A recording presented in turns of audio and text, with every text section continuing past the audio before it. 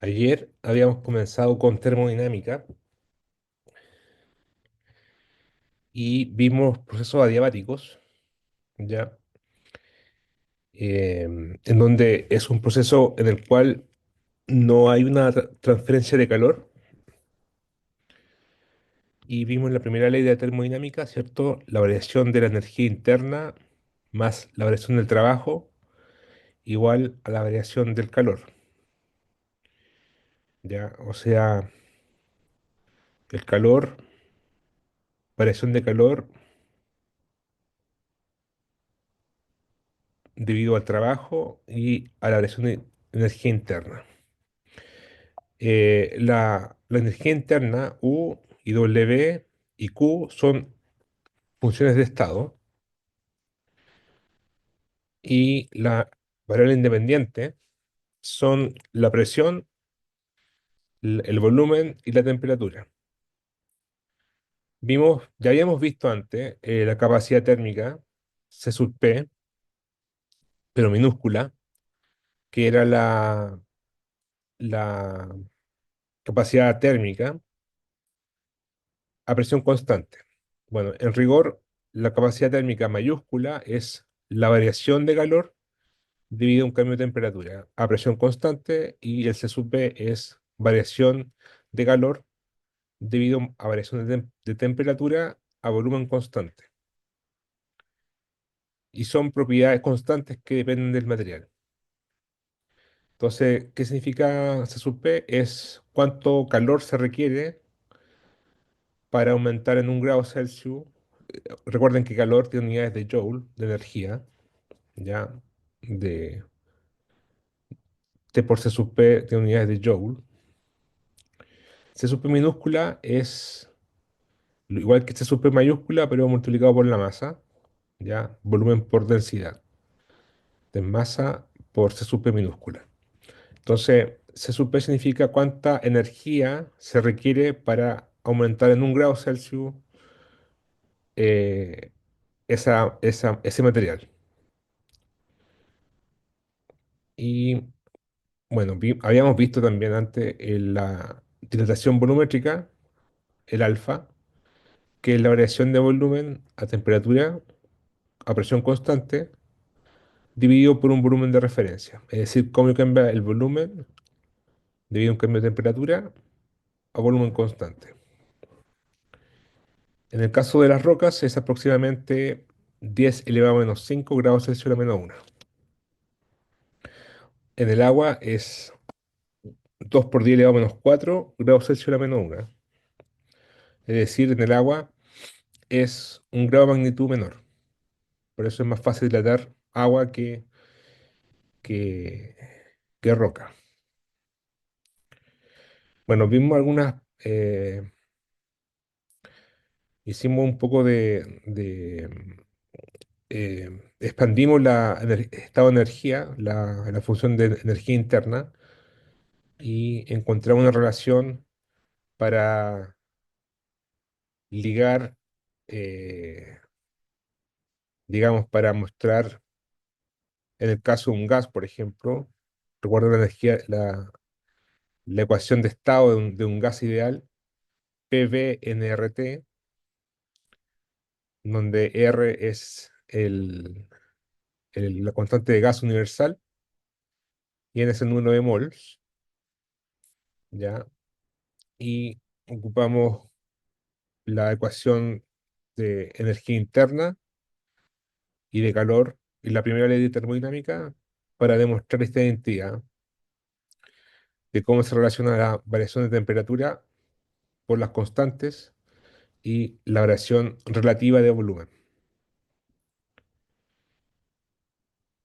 También vimos el coeficiente, el beta, que es la compresibilidad isotérmica, que es la variación de volumen debido a un cambio de presión a temperatura constante dividido por un volumen de referencia. Viene siendo negativo porque cuando yo cambio que el volumen se achica cuando aumenta la presión, o al revés, cuando aumenta el volumen, la presión disminuye. ¿Ya? Bueno, después vimos procesos reversibles, son los que ocurren son procesos que ocurren de forma cuasi estática, o sea, avanza muy lento, y, y que no hay disipación. Ya, este es un modelo idealizado, ya, en la cual el trabajo no depende de la trayectoria, y definimos la función de estado S, que es la entropía, ya, y sería igual a el diferencial de Q dividido por T, o sea, de Q de S es de Q dividido por T, o de Q se relaciona por T de S.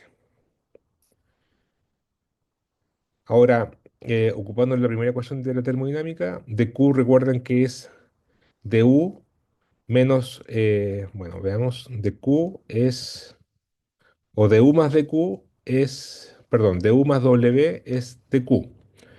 De W es la variación de trabajo, y la variación de trabajo es F de X, ¿cierto? En mecánica, y en volumen, en presión y en volumen sería P de V, es lo mismo, P de V y F de X.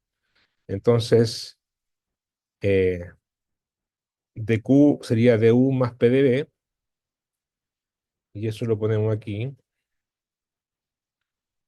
Dq sería du más P de V, paso el P de V para la derecha, me queda du igual TdS menos P de V. Nos queda esta ecuación. Bueno, también las funciones de estado pueden entonces escribirse como funciones que son funciones dependientes, ¿cierto? Escribir en función de dos variables independientes, que serían la presión, volumen y temperatura. Puede ser combinaciones de PV, combinaciones de PT o de BT,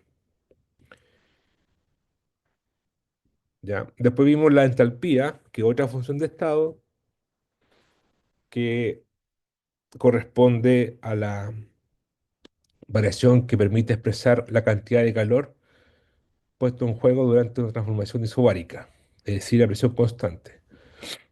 Y esta es la entalpía, es la suma de la energía interna más presión por volumen. Vimos dos funciones de estado más, que es la energía libre, o en función de Helmholtz A, que es la energía interna menos la temperatura por la entropía, y la función de Gibbs, que es una función de estado que permite determinar las condiciones de equilibrio y de espontaneidad para una reacción química, que es la entalpía menos temperatura por S. Bueno, la cosa aquí tenemos tres variables independientes: presión, volumen, temperatura, y cinco dependientes, que son funciones de estado: entropía, energía interna, entalpía, energía libre y G. Bueno, las que más vamos a ocupar nosotros va a ser el S, ¿ya? El S y las variables dependientes, ¿ya? Nosotros aquí vamos a concentrarnos en la temperatura como función de la presión y el volumen, ¿ya? Eh, bueno, antes de mostrar las ecuaciones de Maxwell, bueno, si uno tiene todas estas ecuaciones, la ecuación 13, la ecuación 12, la ecuación 11, la ecuación 10 y la primera ley de termodinámica, uno puede llegar a estas ecuaciones simplemente eh, combinándolas entre sí, por ejemplo, calculando los diferenciales. eh, por ejemplo, E es igual a U más PB, entonces sería el delta E, sería delta U más dP por V más P por dB, y después ocupo las relaciones, por ejemplo, para du, reemplazo esto acá, se van los PdV y nos queda esto, ¿ya? Lo mismo puedo hacer para el delta A y para el delta G. Ahora, con un poco más de álgebra y ocupando eh, el teorema de Schwarz. El teorema de Schwarz es este, ¿ya? Que es la derivada de una variable a una función, por ejemplo, delta delta a delta XJ, de delta phi a delta XY, es lo mismo dando vueltas las derivadas. Por ejemplo, saco la variable delta XY para afuera y esta para adentro. Ya es una cosa de teorema de Schwartz de las derivadas cruzadas, que es por la continuidad de la función. ¿Ya? Si ocupo eso, se llega a las cuatro leyes de Maxwell, o cuatro ecuaciones, o relaciones de Maxwell le dicen también, que son estas cuatro. Ayer había un error, había mostrado estas con signo negativo y son estas dos con signo positivo y estas con signo negativo. Sería de T a dB, a entropía constante, igual a menos delta P a delta S a volumen constante. De T a dP a entropía constante es más variación de volumen a entropía a presión constante. Y de P a dt a volumen constante es más delta S a variación de volumen a temperatura constante. Y la última, de B a dt a presión constante, igual a menos de S a dP a temperatura constante. Bueno, esa ecuación es toda esta materia yo creo que ustedes la vieron en termodinámica o en físico-química y vamos a ocupar, bueno, ayer vimos la primera ecuación TdS, que son las que más vamos a ocupar, la ecuación es TdS, y por ejemplo, consideramos considerando la ecuación de estado de S, de la entropía, como función de temperatura y volumen, escribimos el diferencial delta S, derivada parcial a temperatura, volumen constante por dt y ds a dv por el diferencial de volumen. Multiplicamos por t, nos queda TdS, y ahora nos queda esta expresión y esta de acá. Ahora, si recordamos la definición de coeficiente o capacidad térmica a volumen constante, C sub B es de Q a dt a volumen constante. Pero dq se relaciona con S de esta forma, como,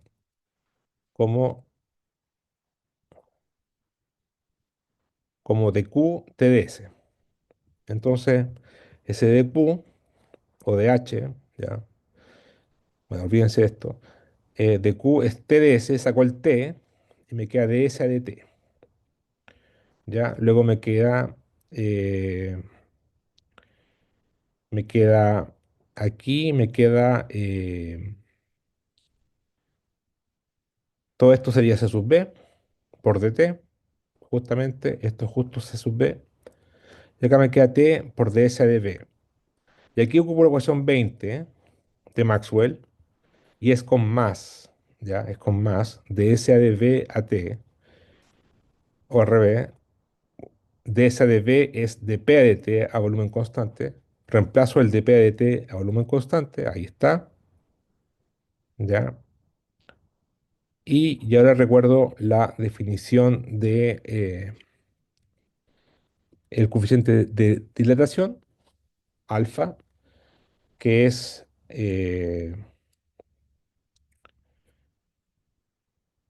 bueno, ese es el alfa y el beta es el coeficiente de isocompresibilidad, si no me equivoco, el beta es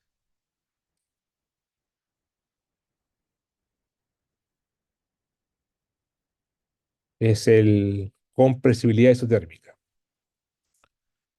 Ya, es compresibilidad, pero a temperatura constante. Ahí está. Entonces, este es el beta, este es el alfa, ¿ya?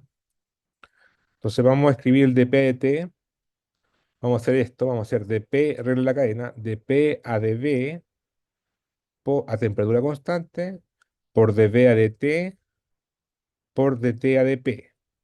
Estamos buscando el dt a dp, o el dp a dt. Este al revés, digamos, ¿ya? Al revés este, o sea, invertido. Entonces, esto es regla de la cadena, ¿cierto? Porque se va el dB con el dB de acá, el dt se va con el de acá y el dp con el dp de acá se van. Ahora, ¿por qué son menos uno, menos uno, menos uno? Bueno, porque la razón es, si yo varío la presión, el volumen aumenta, ¿cierto? Tiene una relación inversa, por eso es negativo. Por ejemplo, a mayor presión, menor volumen. A menor presión, mayor volumen. ¿Ya? Lo mismo pasa con esta. A mayor volumen, menor temperatura. Perdón, a mayor volumen, no, este debe ser positivo. A ver. De T a de P, esto debe ser positivo. Positivo, positivo. Pero igual da menos uno, ¿ya? Menos uno más uno y menos uno, ¿ya? Igual da menos uno. Entonces, paso dividiendo. Paso dividiendo este, por ejemplo, para la derecha, me queda menos dp a dt, lo doy vuelta, menos dp a dt, ya nos queda, aquí nos queda dp a db, dp a dt. Bueno, esto, si se dan cuenta, es justamente la definición de beta, pero al revés. Es decir, esto es pasó esto para allá, por ejemplo, paso el dividiendo el beta, es menos uno sobre beta dividido por volumen, justo, sale de aquí. Ya paso dividiendo esto para la izquierda, beta dividiendo para la derecha, menos uno beta dividido por volumen. Y esto de acá es justamente alfa por volumen. Ahí está. Conclusión, se van los signos negativos, nos queda de P de T a volumen constante, es alfa dividido por volumen. Ya, alfa dividido por volumen. Entonces, esto lo reemplazo en la ecuación que teníamos antes, es decir, aquí, y concluimos que la primera ecuación TDS es TDS igual C sub B por DT más alfa T beta dB. ¿Cuál es la gracia? Que aquí tenemos puras variables independientes. Temperatura es independiente, volumen es independiente y la función y es independiente. La temperatura, perdón, aquí la única función de estado es ds, ¿ya? Es ds. Entonces, esta nos sirve para ligar propiedades térmicas y de volumen, ¿ya? De materiales para las variables independientes en función de una sola de estado. En cambio, acá teníamos muchas de estado, ¿cierto? Muchas de estado y era muy complejo trabajarla, ¿ya? Esa es la primera ecuación TDS. La segunda es esa, se puede demostrar con la ecuación 21 de Maxwell, que sería TDS igual C sub P por dt menos alfa volumen temperatura de P, ¿ya? Y la tercera, hay que demostrarla, pero es pura álgebra, es, es TDS, C sub B por beta dividido por alfa por dp, más C sub P dividido por alfa por volumen por dB. Entonces, si se dan cuenta, aquí tenemos TDS en función de presión y volumen, la tercera.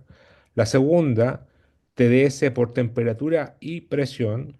Y la primera, TDS de temperatura por volumen. Es decir, T, B aquí, T, B, acá T, P y acá P, B.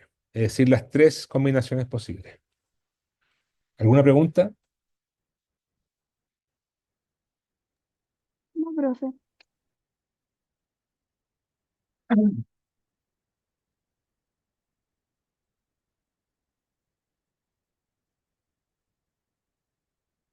Bueno, esto lo vieron. O sea, yo sé que vieron las ecuaciones de Maxwell en termodinámica. También vieron las ecuaciones TDS, ¿o no?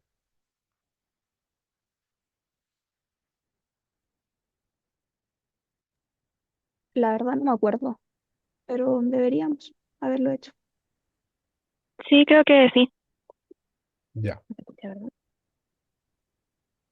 Bueno, aquí, por ejemplo, calculemos el gradiente térmico en el caso de un proceso adiabático.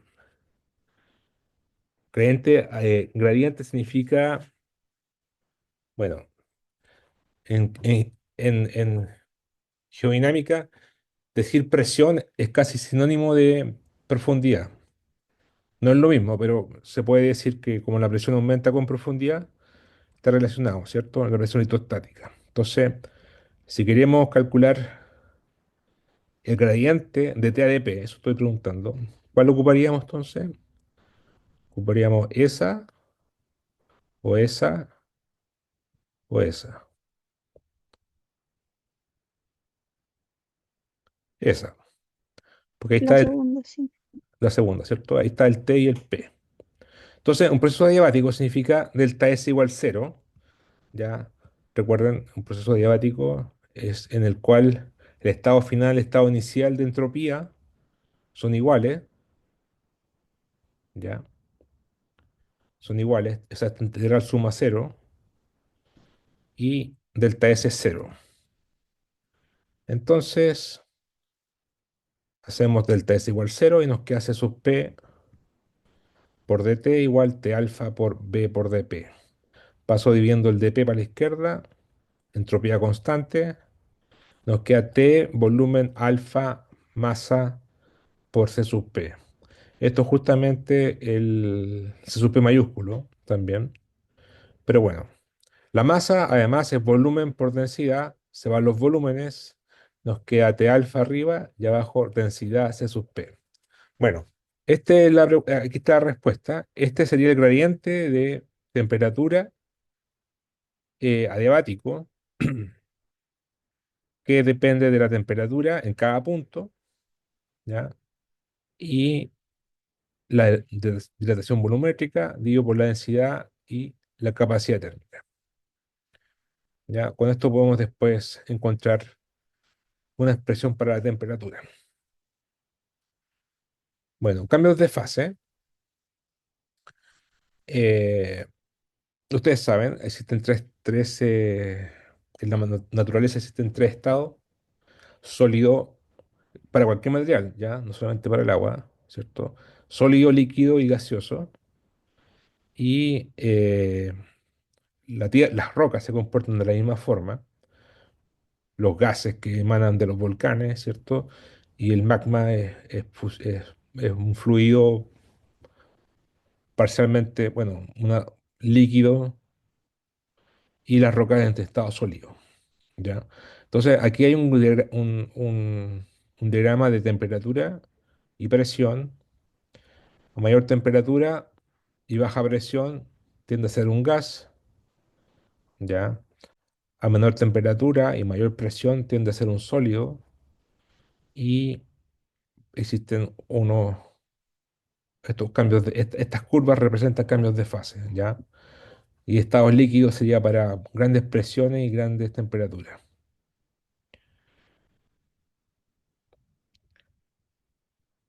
Entonces, dentro del diagrama PT, así vamos a llamar siempre, así lo llaman también los metamórficos, los petrólogos, diagramas PT, ¿ya?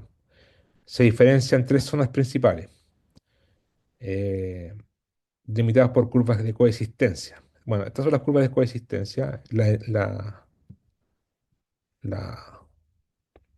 estas tres curvas, ¿ya? Seguramente esta que está aquí separa sólido de gas.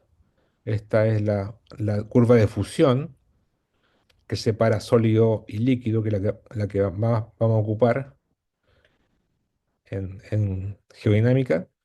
Y también aquí está la de líquidos y gases, que es la que más van a ocupar usted en el curso en meteorología. ¿Ya? Entonces, eh, curva de fusión separa la fase sólida de la fase líquida, la curva de vaporización, la líquida de la gaseosa. ¿Ya? Vaporización líquida y gaseosa. Y la de sublimación, la sólida de la gaseosa. Bueno, aquí vamos a ocupar casi pura la primera, la de fusión sólida y líquida, ¿cierto? Fusión parcial. Es un término muy común en tierra sólida. En cada una de las curvas descritas anteriormente coexisten ambos estados delimitados. Además, en el diagrama de la fase es posible diferenciar dos puntos importantes. El punto triple, en este punto coexisten en equilibrio los estados sólido, líquido y gaseoso y se caracteriza por ser un punto invariable. Bueno, eso es un estado, es un punto súper inestable, ¿ya? Una pequeña perturbación de una variable, de presión o de temperatura, hace que se mueva para allá, para acá, ¿ya? Pero bueno, en el agua puede coexistir bastante bien eh, gas y líquido y hasta nieve, ¿ya? En algunas circunstancias. Ahí está, por ejemplo, para el agua, que yo me imagino que lo vieron mucho, lo han visto mucho en meteorología. Eh, Estos son presiones en atmósferas. Aquí estamos cercanos a una atmósfera, que sería como una superficie. Y cuando se llega a los 0 grados Celsius, tenemos hielo. Y aquí tenemos, aumenta la temperatura un poco. Bueno, tiene vapor de agua, hielo, agua líquida. 100, por ejemplo, ya 100 grados Celsius, esto es puro vapor. Menos que 0 grados Celsius, pero en este rango de presión, hielo. Y puede ser con menos, puede ser más frío que cero y seguir siendo agua, pero tiene que tener una presión mayor, ¿ya? Una presión mayor. Puede ser agua, ¿ya? Bueno, vamos a entrar a tierra sólida, fusión de rocas, ¿ya? Fusión de roca. Entonces, esta, esta curva que está acá es una simplificación, eso que está aquí, eso. Eso es general, ¿ya? Pero cada roca tiene su propia pendiente de todo esto, su propia forma también. Y una primera aproximación para las rocas del manto sería algo así. Ya aquí vamos a cuantificar con más precisión los valores de presión y temperatura. Aquí tenemos temperatura en el eje X y, y presión, presión para abajo, porque el Z crece para abajo, en el eje vertical. Aquí tenemos, fíjense, las magnitudes, gigapascales, ya que tenemos temperaturas que van de los 1100 en adelante. Ya esto es para rocas del manto, eh,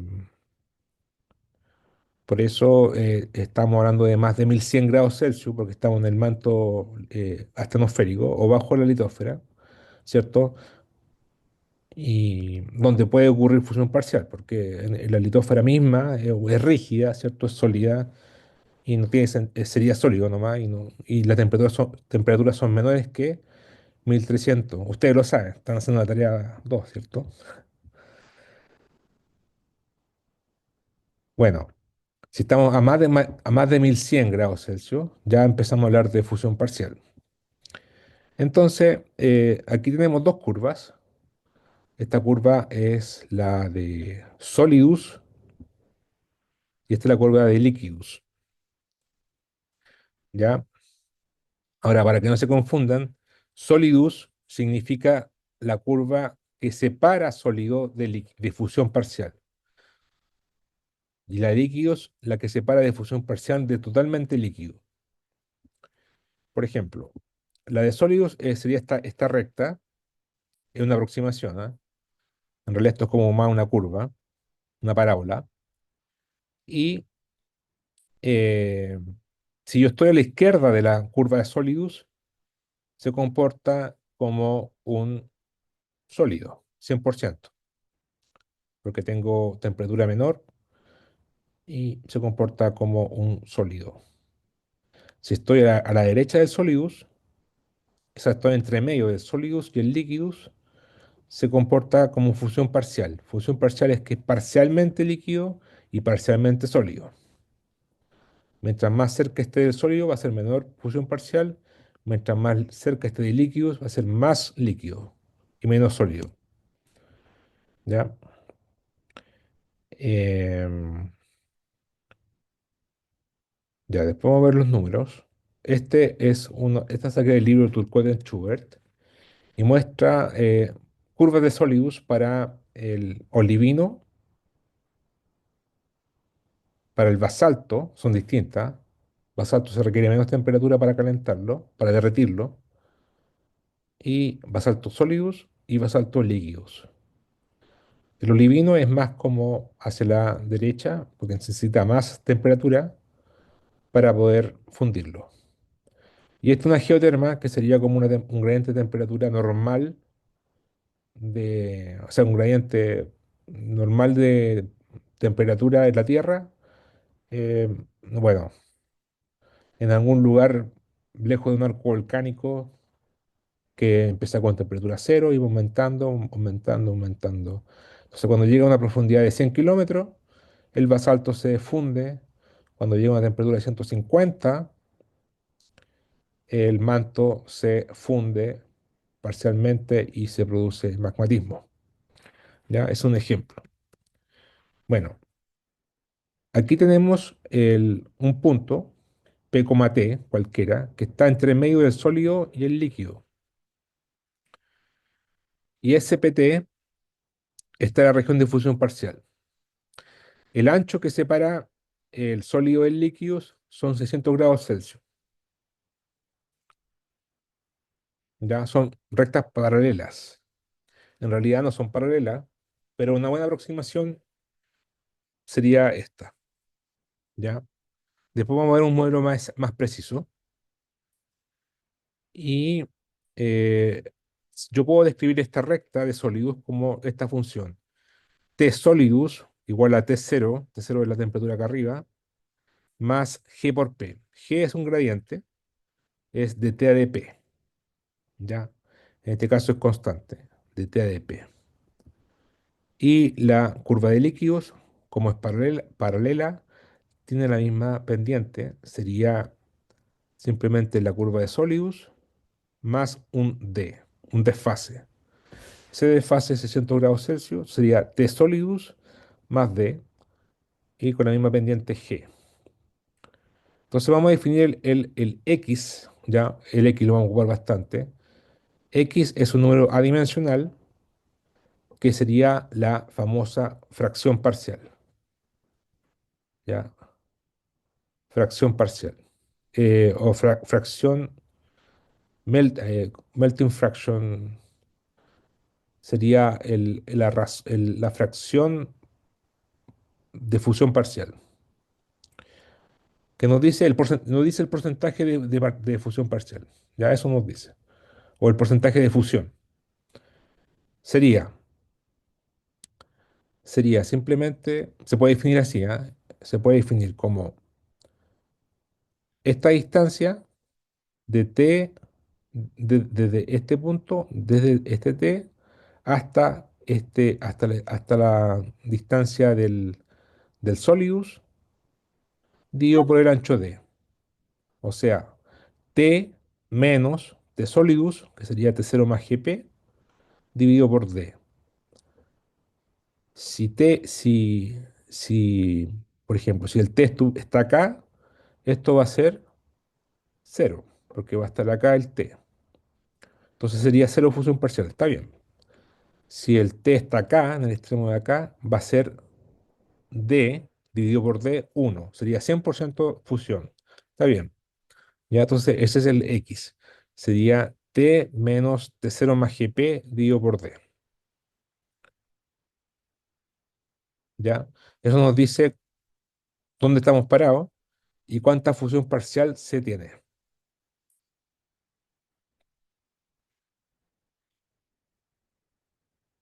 Ahora, en términos de profundidad, estos son presiones, ¿ya? Gigapascales. Bueno, esto lo podemos transformar a profundidad si escogemos una densidad promedio, por ejemplo, de 3 gramos por centímetro cúbico o 3000 kilos por metro cúbico. Y ustedes saben, presión es rho g h. Despejamos el h y estos 3 gigapascales se transforman entre 0 y 100 kilómetros. ¿Ya? Entonces, más o menos por ejemplo, a 100 kilómetros, si estamos a temperaturas menores que 1400 grados Celsius, sigue siendo sólido, pero si empezamos a pasar los 1400, se empieza a fundir parcialmente la roca. ¿Ya?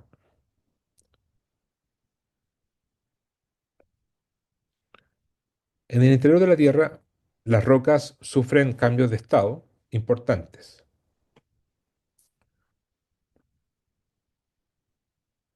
dando lugar a formación de magma. Este proceso de cambio de estado de sólido a líquido se denomina fusión parcial y se muestra gráficamente la figura 3, esa. Bueno, aquí está lo que ya le expliqué. Muestra un diagrama de fase aproximado para la fusión de una roca mantélica típica periodontita. Entonces existe una zona una franja de 600 grados de ancho en la cual coexisten una fase sólida y líquida. Esta es la región de fusión parcial. Coexisten las dos, fusión parcial. ¿Ya? Y en esta zona la fracción de roca fundida parcialmente por peso X se distribuye linealmente entre las temperaturas Ts y TL, entre X grande igual 0 y X grande igual 1. Este X grande creo que se le dice chi en griego. ¿Ya? Bueno, ahí está la recta que ya le expliqué, sólida de cero más el gradiente de presión, G, donde G representa el gradiente de temperatura respecto a la presión. Temperatura inicial T0 corresponde al ancho de temperatura en el cual ocurre la fusión parcial. Claro, este D también se le puede llamar delta TLS, en el cual sería el delta T entre líquidos y sólidos. Bueno, algunos valores de G, del gradiente de temperatura en la fusión parcial, perdón, en la curva de Solidus, sería G igual 100 grados Celsius por gigapascal, o sea, 3 grados Celsius por kilómetro. Ese sería el gradiente G. Y bueno, el D 600 grados Celsius. Y ahí está la definición de X. Ya sería la temperatura en la cual estoy parado menos la ecuación de la función del Solidus, TS, dividido por D. Si X es 0, obviamente T igual TS, estoy 100% sólido. Si X igual 1, significa que, que T menos TS es D, es decir, estoy en la líquido, 100% fluido. ¿Ya? Ahora yo puedo de aquí despejar T y escribir esta ecuación. Eh, Temperatura sería temperatura inicial, gradiente de temperatura, más el ancho por la fracción parcial. Luego, sobre la curva TS, la de sólidos, em,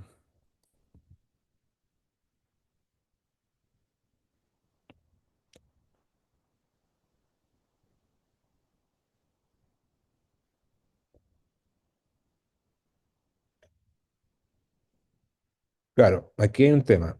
Eh,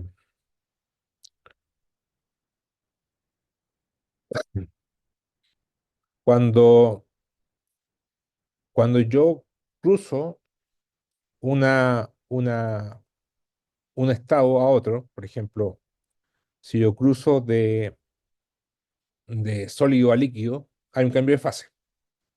Entonces, cuando hay un cambio de fase, hay una producción térmica, ¿cierto? Ustedes se acuerdan. Hay una reacción exotérmica, en este caso. Y eh, ese calor ya se puede cuantificar de la siguiente forma. Eh, Sería LFN, ¿ya? LFN, que sería el calor latente, L, calor latente, que significa latente, significa energía requerida para una cantidad de sustancia para cambiar de estado, ¿ya? Bueno, latente viene de escondido. ¿Por qué? Porque está sólido y después se transforma a líquido, hay una reacción y ahí se produce una producción de calor, que en este caso sería de fusión, ¿ya? Sería de fusión. Y ese se le puede escribir como T por delta S, ¿ya? T delta S. Y ese delta S, para el caso del manto, varía entre 300 y 400, según el Mackenzie, el famoso. Un valor más preciso sería 362 joules sobre kilo por grados Kelvin. Y si le ponemos una temperatura típica de fusión, 1500 grados Kelvin, nos da un rango de calor latente entre 450 y 600 kilojoules sobre kilo. Este valor para el manto, si lo comparamos con el cambio por los valores de fusión y de vaporización del agua, por ejemplo, serían 334 para el agua, para la fusión, cuando se derrite, o 2243 cuando se vaporiza, ¿ya? Bastante más eh, energía, ¿ya? Pero eso es para tenerlo en cuenta que cuando se cruza de un estado en otro, se produce una reacción térmica correspondiente al calor latente que estaba escondido y cuando pum, se transforma, cambia de fase, se reacciona de esta forma, ya liberando este calor. Ya, vamos a ocupar después eso, vamos a calcular después las fracciones parciales para el manto y estimar algunas cosas con mayor detalle. Pero antes vamos a ver un poco el gradiente geotérmico dentro de la estenosfera. Y bueno, primero, ¿alguna pregunta con respecto a esto de la curva de fusión?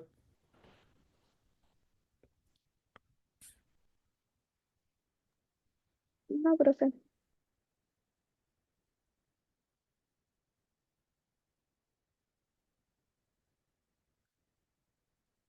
Bueno, gradiente térmico en el interior de la Tierra. Entonces, nosotros vimos en el capítulo anterior de conducción, ¿cierto? La formación de la litosfera, que ésta se va envejeciendo con el tiempo a medida que se aleja del centro de expansión y se va, digamos, profundizando la isoterma y, digamos, esta sería la litosfera y estos son isotermas, ¿ya? Estas bases son isotermas. ¿Alguien se acuerda de por qué la isoterma no se sigue profundizándose como una raíz cuadrada en profundidad? ¿Por qué se hace plana después?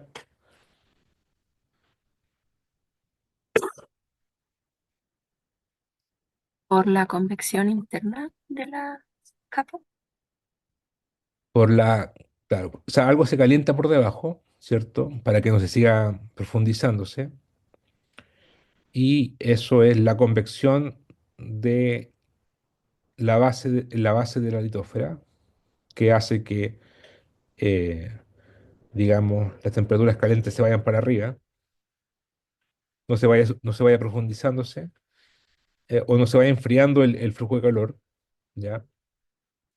Y, digamos, amortiza acá las corrientes convectivas acá el, el, la placa se hace plana, digamos, ya no se sigue creciendo, creciendo, creciendo, ¿cierto? Con un espesor frío infinito, sino que ese espesor frío se, se amortigua por el calor de abajo y después queda como una placa más constante de espesor eh, clásico de ciento y tantos kilómetros, 110 kilómetros. Y ese quiebre, digamos, o sea, aquí crece como raíz cuadrada, pero el quiebre ocurre aquí a los 70 millones de años. Ya, y es por las celdas convectivas. Ahora, acá tenemos, digamos, lo que se llama capa mecánica o la capa 100% rígida de la litosfera. Acá tenemos la astenósfera, que se comporta como un fluido en tiempo geológico, viscoso, y acá hay convección y acá hay conducción. Pero hay una capa intermedia que se llama Thermal Boundary Layer, que es intermedia, es una transición del estado de conducción a convección, en la cual pueden coexistir las dos, ¿ya? Y bueno, se puede aproximar que esta base es de 1100 y esta de 1300 o 1350, y ahí tenemos la transición de Thermal Boundary Layer, ¿ya? Entonces, por debajo de la capa límite, que sería esta, o Thermal Boundary Layer, cerca de la superficie de la Tierra, eh, el transporte de calor en el manto es principalmente por convección, ¿cierto? Porque esto es un fluido y acá hay transporte de calor más que nada por convección. Bajo este punto de vista, el interior de la Tierra puede ser visto como un fluido en convección vigorosa, donde la temperatura media se incrementa aproximadamente siguiendo una diabata. O sea, de aquí para abajo, ¿ya? Del thermal boundary layer o de la base de la litosfera, para abajo, se puede modelar el, la temperatura media siguiendo un proceso adiabático, ¿ya? Un proceso adiabático, en el cual no se produce intercambio de calor con el exterior. Es decir, aquí hay conducción, entonces aquí hay transferencia de calor, claramente, hay difusión en la parte sólida. Pero acá como estamos en un fluido en tiempo geológico, aquí el transporte es se puede aproximar adiabáticamente. La litósfera es rígida, ¿cierto? A gran escala, a diferencia del manto astenosférico. El LAP, el, lim- el,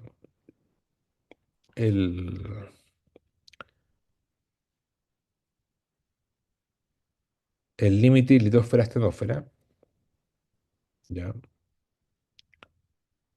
O Lithospheric Asthenospheric Boundary. Eso es el LAP, ¿ya? Lithospheric Asthenosphere Boundary. El LAP separa los dos regímenes de transporte de calor, conducción versus convección, conducción arriba, convección abajo. Esta transición abarca una amplia zona de transporte de calor mixto o temporalmente variable. La parte superior del LAP es la profundidad máxima a la que el calor se transporta solo por conducción dentro de la litosfera rígida, que también se le conoce aquí como capa mecánica. El fondo de la TBL o del LAP, ¿ya?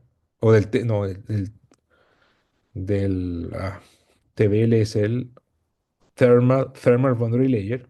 Tiene un espesor, fíjense, ¿ah? Por si acaso. Aquí hay un espesor, 1100 arriba, 1300 abajo, más o menos. Y de ahí para el fondo del TBL es la profundidad más superficial a la cual el calor se transporta solamente por convección, ¿ya? Dentro del TBL, dentro de la transición, dentro de esta zona gris, ya pueden coexistir una combinación entre conducción y convección. Bueno, ahora podemos aproximar, esto ya lo hicimos, el gradiente de temperatura adiabático es entonces visto como una buena aproximación de lo que es el gradiente de temperatura por debajo de la litosfera. ¿Ya? Aquí estamos siempre por debajo de la litosfera. Dentro de la litosfera, ustedes ya saben, estamos haciendo una tarea, es casi pura conducción y producción también, producción por falla, producción por reacciones químicas también, pero es más que nada por conducción. Ya eso lo están haciendo la tarea 2. Pero ahora estamos en la parte más debajo de la litosfera. ¿Ya? Bueno, aquí podemos aproximar un proceso adiabático, es decir, entropía constante, delta S igual cero. O sea, vamos a ocupar la segunda ecuación de TdS, lo que hicimos recién. Ahí está. Y aquí tenemos el gradiente de temperatura de T a dP. Ahí está la segunda ecuación TdS. Hacemos delta S igual cero, entropía constante, y nos queda de T a dP, entropía constante, igual a T alfa, digo por el volumen por masa por C sub P minúscula. Masa es densidad por volumen, se van los volúmenes y nos queda T alfa, densidad por C sub P. ¿Ya? Ahora, si hacemos regla de la cadena, de T a dz es de T a dP por dP a dz. Y donde la presión litostática sería delta P, rho g de z. Aquí nos va a quedar rho g de z, ¿ya? Y de T a dP lo conocemos, ahí está, de T a dP, T alfa, rho C sub P. Escribimos ahí T alfa dividido por rho C sub P por dP a dz, que es rho g. Se van los rho y nos queda T alfa G C sub P. Esto es una constante. Alfa es constante, G es constante, C sub P es constante. Y tiene unidades de inversas de distancia. Lo vamos a llamar Z asterisco C sub P dividido por alfa por G. ¿Ya? Y podemos integrar esta ecuación pasando el delta Z para allá. Y nos queda logaritmo natural de T dividido por T0, que sería arriba en el techo de la astenosfera, igual Z menos Z0 dividido por Z asterisco, que es lo mismo que decir temperatura T0 exponencial de Z menos Z0 dividido por Z asterisco. Ya. Z asterisco vale esto, C sub P, alfa rho G. Alfa es como 4 por 10 a la menos 5 por grados Kelvin a la menos 1. G, ese valor, ustedes lo conocen. Y C sub P en el manto, 1200 joule por kilo por grados Kelvin. Por lo tanto, C sub P tiene un valor de 3058 kilómetros, que es como la mitad de la radio de la Tierra, que es como el manto terrestre, más o menos, el espesor. Bueno, Z menos Z0 dividido por Z asterisco.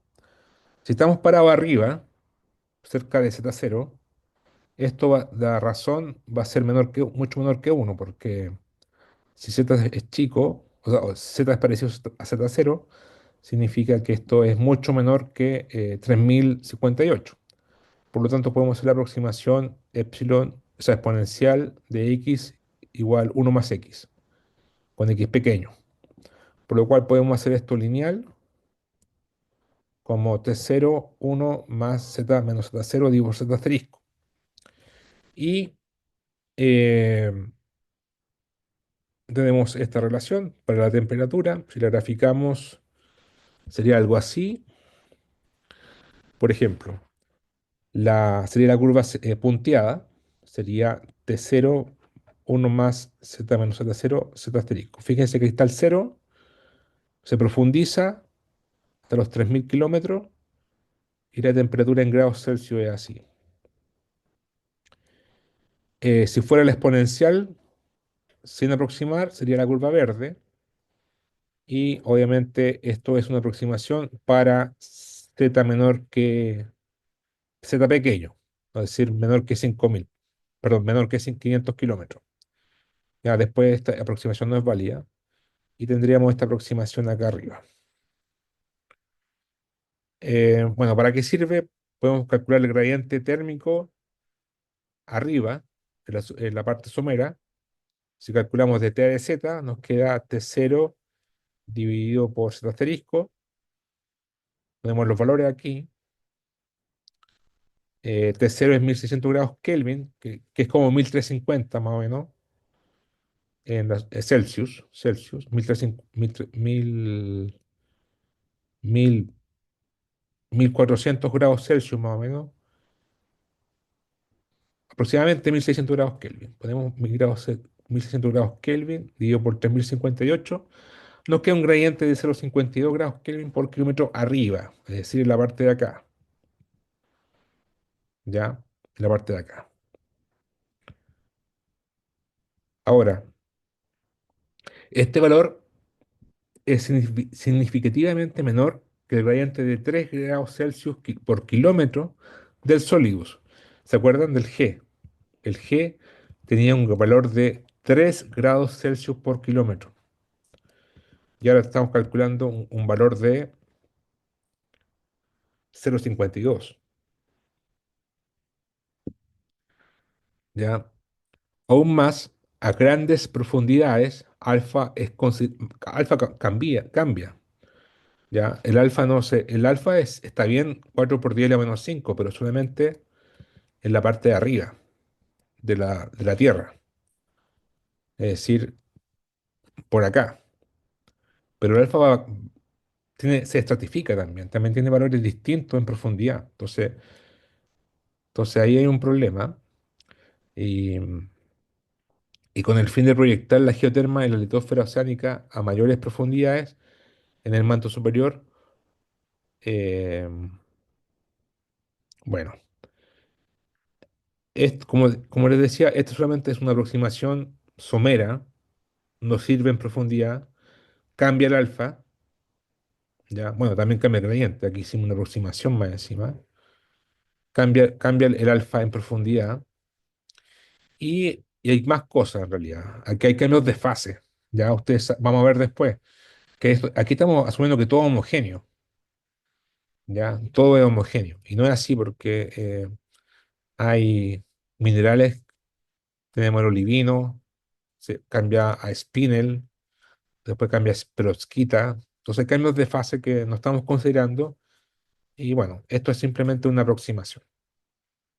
¿Ya? Pero lo que sí es cierto es tomar este gradiente diabático, eso está bien, esto, solamente que después habría que hacerlo más, con más información, ya, con modelos estratificados,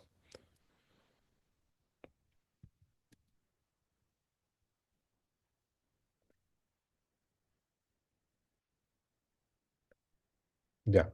Gradiente adiabático en el manto. Para el perfil de temperatura adiabático en el interior de la Tierra, un camino alternativo, ya, otra forma de hacerlo, sería ocupar la primera ecuación TDS. Esa es la primera ecuación TDS, TDS igual C sub B por dt, más alfa por T por dB dividido por beta. Y obviamente estamos con un proceso reversible, delta S igual cero, entropía constante, y nos queda C sub B por dt igual a menos alfa por T beta dB. Que es lo mismo que decir, paso la temperatura para un lado y los volúmenes para otro. Y nos queda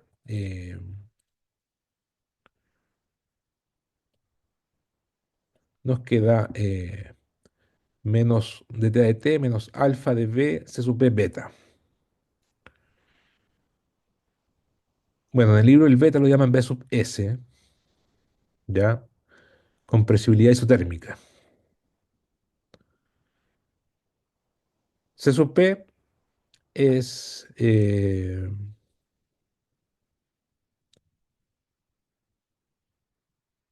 C sub P es ρ volumen, ¿cierto? Masa por C sub P, masa por C sub P, y C sub P puede aproximar por C sub P. Eso lo vimos ayer, ¿ya? ¿Dónde viene eso? La aproximación.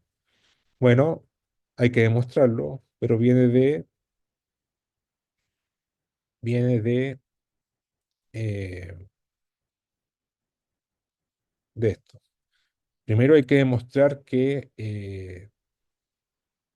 la diferencia entre C sub P y C sub B es T por alfa cuadrado dividido por rho beta, ¿ya? Eso hay que demostrarlo con un ejercicio propuesto de auxiliar, por ejemplo, ocupando las ecuaciones de estado y la primera ley de termodinámica y las definiciones de alfa y beta. Una vez que se muestra eso, se pueden escoger valores de temperatura, alfa, de densidad y de beta y de alfa, y esa diferencia es aproximadamente 10 elevado a menos 3 calorías por gramo por grado Celsius. Por lo tanto, esto es aproximadamente cero, esta diferencia. Por lo tanto, C sub P y C sub P se pueden aproximar, que son iguales, ¿ya? De ahí viene eso. Entonces, C sub P y C sub P se pueden aproximar. De ahí viene esto. Bueno, tenemos esta ecuación. Ustedes también recordarán, como la masa se conserva, masa es densidad por volumen, ustedes pueden ver que una variación de densidad a densidad de referencia es menos de V a V. Eso viene porque masa es igual a ρ por V. Hacen las diferencias y les queda esto. De ρ a ρ igual menos de V a V. Bueno, esto de acá nos va a quedar de T a de T menos alfa. eh, alfa, bueno, aquí ustedes multiplican por V arriba y abajo y les va a aparecer el de ρ a ρ. Y bueno, aquí hay una cosa nueva, el KS, creo que es el KS. Ahí está. El KS es 1 sobre beta S. Ah, y aquí estamos ocupando las definiciones de beta también. Beta. Beta es, recuerden, beta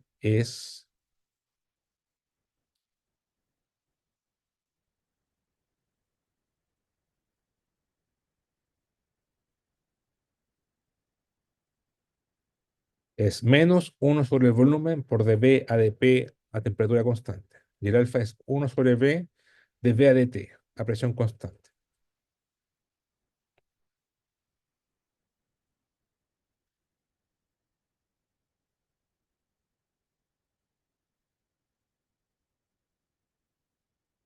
Ya. Entonces, bueno, aquí en realidad el C sub P es masa por volumen, o sea, es ρ V por C sub P. Entonces aquí queda el V abajo del C sub P, ¿cierto? Entonces de V a V, ahí está. El 1Vs es el KS, el Do, el ρ que aparece de aquí, y el alfa y el, bueno, y el beta está con el KS. KS es 1 dividido por beta. Aquí ocupamos, el signo menos está ahí, ocupamos esta relación, de V a V es menos de ρ a ρ, por el menos de acá nos queda más, y podemos simplemente simplificar esta ecuación de T a T por un gamma por de ρ a ρ. ¿Qué es lo que es el gamma? El gamma es esto, es alfa por Ks dividido por ρ por C sub B, que se conoce como el parámetro adimensional de Grüninsen. ¿Ya? Entonces, esta integración trivial les va a dar logaritmo de temperatura y logaritmo de densidad elevado a gamma. Saca los logaritmos y les va a quedar temperatura igual temperatura inicial o arriba en Z igual Z, en ρ cero o en densidad Z, en profundidad z cero rho dividido por rho cero elevado a gamma. Ahora, el valor del coeficiente, el parámetro de Gruningsen, está entre 1 y 2 para la mayoría de los materiales, incluyendo las rocas, ¿ya? Y aplicando la ecuación 48, esta, al manto terrestre, asumiendo un perfil lineal de densidad, podemos hacer lo siguiente. Por ejemplo, eh, esto es una aproximación también, un perfil lineal de densidad de 0 a 100 kilómetros de profundidad, o sea, de 0, Z0 es 100 kilómetros, ¿ya? La base de la litosfera, más o menos. Temperatura en ese punto, 1600 grados 3 Kelvin. Vamos a tomar gamma 09 para el manto, ese valor más o menos para las rocas del manto. La densidad en el núcleo, en la interfase núcleo-manto, 5,5 gramos por centímetro cúbico. Y la densidad del manto, perdón, la profundidad, el espesor del manto, 2900 kilómetros. Y en el techo, 3500, en rho cero. Sería este el perfil lineal de densidad, rho de z, rho cero, diferencia de densidad, diferencia de profundidad, es decir, de rho a de z, z menos z cero. Ya, esto es lineal. Con estos valores de aquí, ponemos aquí rho de z lineal y nos queda t de z así, ¿cierto? Nos queda t de z igual t cero, paréntesis uno, gradiente de densidad, z menos z cero, zb, z cero, elevado a gamma. Eso viene de pasar, bueno, esto se divide por rho cero y queda uno, y hacen el álgebra y van a llegar a esto. Uno rho cero, está bien. Ponemos valores numéricos, por ejemplo, rho b ya dijimos cuánto valía, 5,5, eh, rho cero 3,5 y dividimos por rho cero, z menos 100, 2800, 1603 grados Celsius. Y, eh,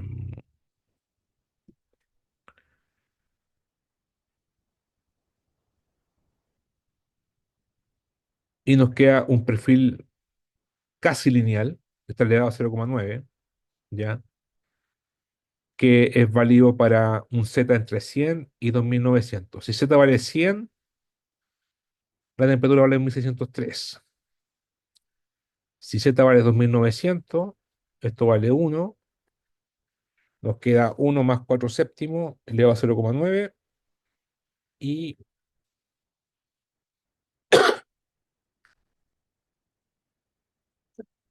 y la temperatura que se estima en la interfase núcleo y manto es de 2135. Sería algo así, bueno, ahí está hacia arriba la profundidad, no hacia abajo, parte de 1600 grados Kelvin y llega hasta la interfase del núcleo con temperatura de 2400 grados Kelvin. Ahora, esto también es una aproximación, probablemente es válido solamente en la parte somera, porque el beta también cambia con profundidad, el alfa sabemos que también cambia con profundidad, y probablemente esta aproximación lineal no es válida. La densidad puede ser lineal por tramos, pero también tiene cambios de fase. Cuando hay cambios de fase, la densidad también aumenta. Aumenta la velocidad y la densidad. Entonces, Esto es una aproximación, ¿ya? Pero nos sirve para trabajar en algunas regiones con la ecuación TDS, en este caso la primera ecuación TDS.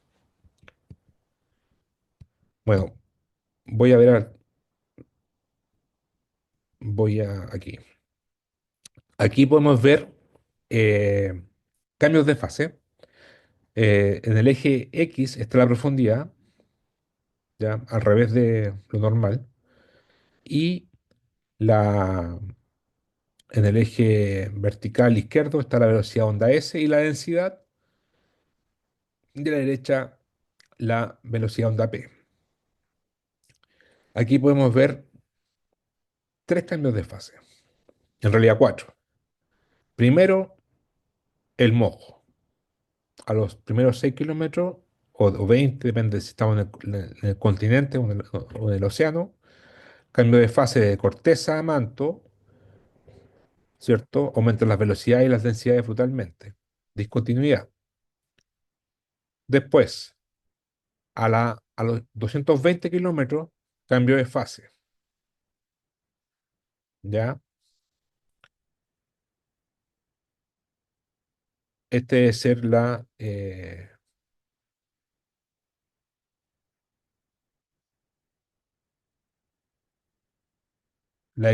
ecloguita. Ecoglita. ¿Ya? Ecoglitización. ¿Ya?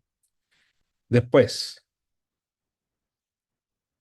410, que, que es bastante, aquí está, aumenta la densidad, aumenta brutalmente la onda S y la onda P. ¿Ya? Esa es la discontinuidad de los 410 kilómetros que corresponde eh, a Spinel, ¿ya? Spinella o Spinel.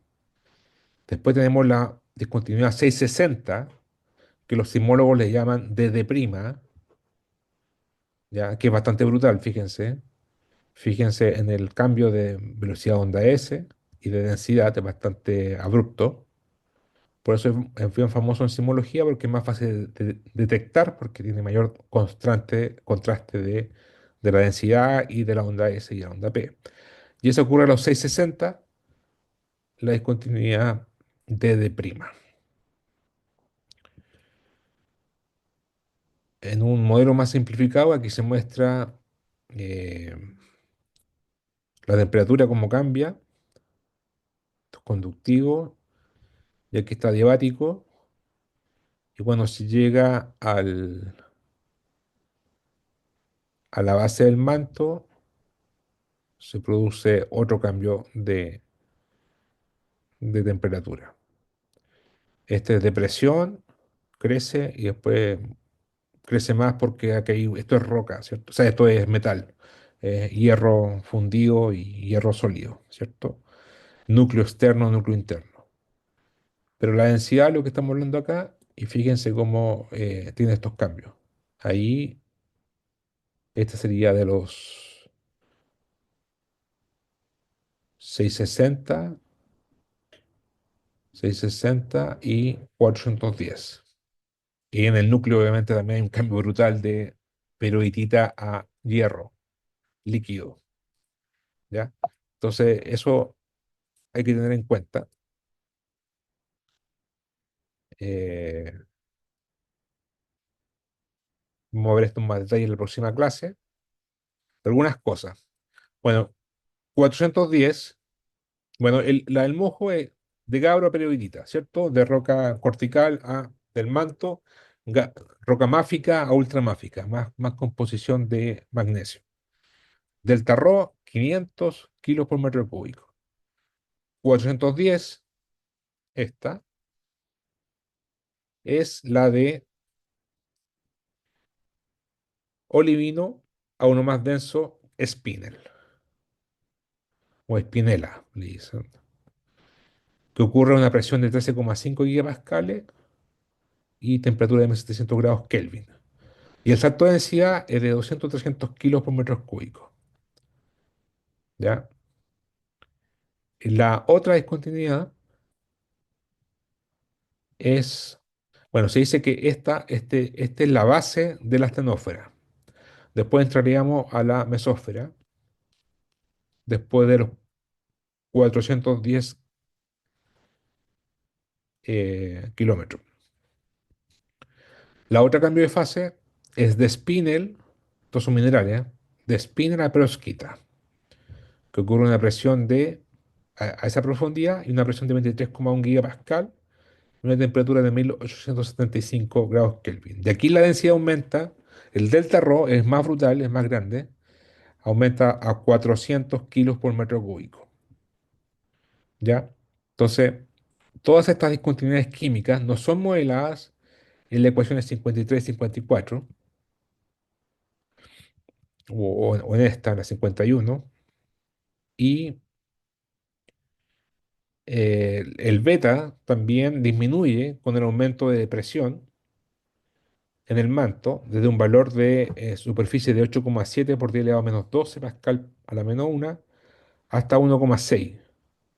¿Ya? Entonces, eso también va a cambiar el gradiente, ¿cierto? Va a cambiar el número de Grüningen y va a cambiar la temperatura al final, va a cambiar este valor de acá también.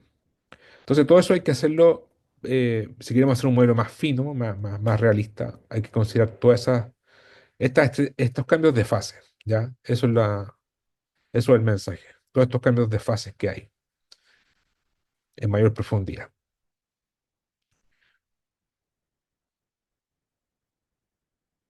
Bueno, vamos a seguir con eso la próxima clase y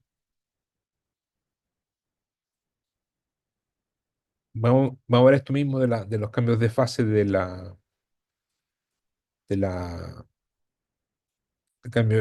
la discontinuidad 660 que define el manto inferior,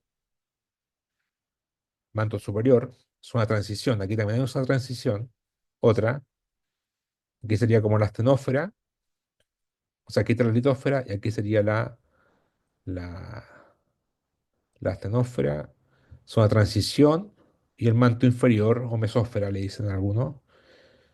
Y bueno, después llegamos al núcleo, ya que hay bueno, esto es una discontinuidad más brutal todavía, porque es cambio de periodita a hierro líquido, y ahí está la discontinuidad DD2', ¿ya?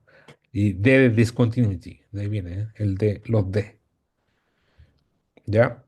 Entonces, eso vamos a ver en la próxima clase. ¿Alguna pregunta? No, profe. No, profe. Ya, pues. ¿Alguna pregunta de la tarea? Que es para el domingo.